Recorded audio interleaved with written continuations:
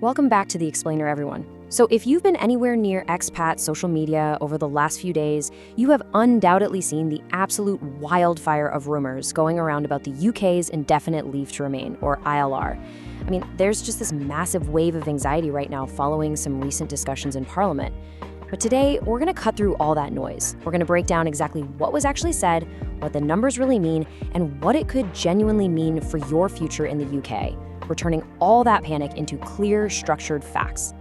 And this right here is the burning question, isn't it? Will the standard path to UK permanent residency suddenly double from 5 years to 10 years? People are seriously panicking. A lot of folks are assuming the rules have literally been rewritten overnight and their entire lives are about to be upended. But before we go a single step further, let's just take a collective deep breath. Here is the absolutely crucial takeaway for today. As of right now, there are no changes. Everything is functioning exactly as it was. If you're currently on a 5-year route, you are still on a 5-year route. Your salary thresholds, your application processes, none of that has legally changed today. The panic you're seeing online is entirely about what might happen based on some high-level political debates, not what is currently written in law. So here is our roadmap for today's explainer. 1. The 10-year rumor. 2. Why rules change. 3. The salary divide. And 4. Politics and Plan B. Section 1. The 10-year rumor. You know, this entire conversation stems from some really intense recent debates in Parliament about immigration targets, and specifically how long it should take for an immigrant to settle permanently. Now, on one side of this debate, you've got the Lords Committee, and they brilliantly illustrate the argument for protecting current immigrants. The committee argued that it's simply unfair and frankly unethical to apply new rules retrospectively. Their whole point is, look, if you invited people to the UK with a clear promise of a 5-year path to settlement, you just can't suddenly pull the rug out from under them and say, actually, scratch that, you need to wait 10 years. However, on the flip side, we have to look at the counter-argument that was presented in Parliament. The opposing view is that a government's fundamental function is to adapt to changing situations. They argue that governments aren't permanently locked into past promises if the current demographic or economic landscape shifts drastically. Essentially, they believe they have the right and the mandate to change the rules to protect the country's infrastructure. Section 2. Why rules change. And honestly, this is the core of what we're looking at today. So why do UK ILR rules change in the first place? What are the actual systemic pressures forcing the UK to even consider such a drastic shift from 5 to 10 years? Well, the sheer scale of the issue is massive. Over the last 5 to 6 years, the UK has seen an unexpected, huge influx of immigrants, way beyond what was initially projected.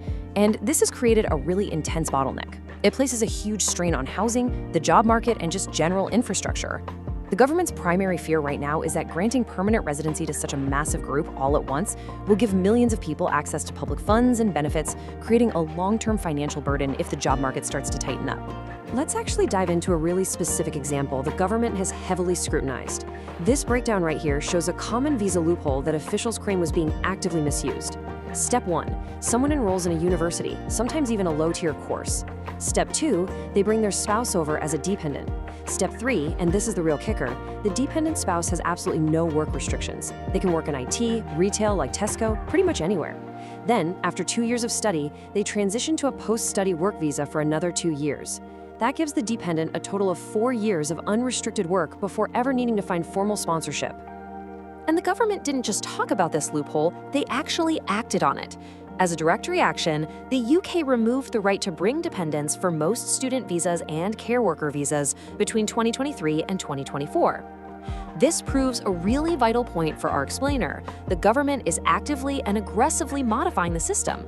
These rumored ILR changes, they're part of an ongoing tightening process, not just empty threats. Section 3. The salary divide. Okay, so if the system is tightening, who actually makes the cut? Well, according to the discussions, the government wants to heavily reward ultra-high earners. The rumor going around is that individuals making over $120,000 a year might actually get fast-tracked. So instead of 5 years, they could be offered an accelerated 3-year path to ILR. The logic here is incredibly straightforward. The government wants immediate, high-yield tax revenue.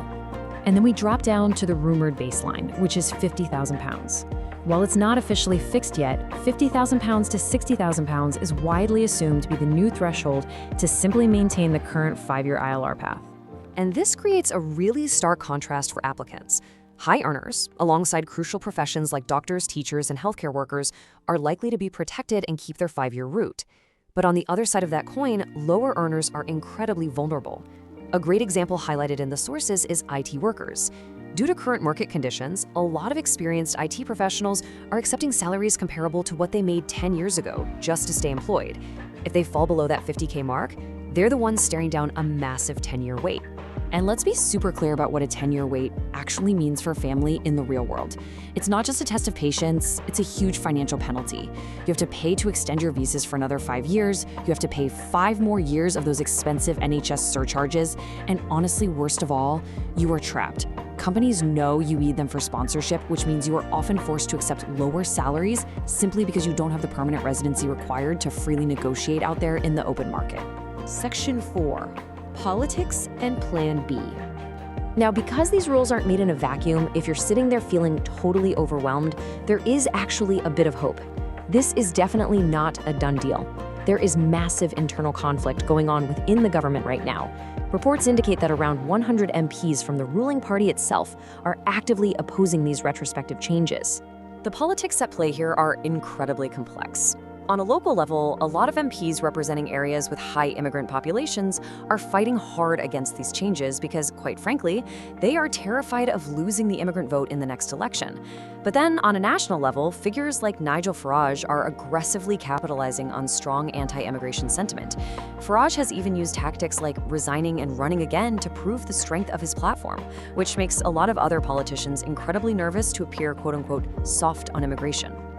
At the root of this massive political tug-of-war is deep, deep public frustration. The general public is very vocal on social media about a perceived lack of development and a real shortage of jobs.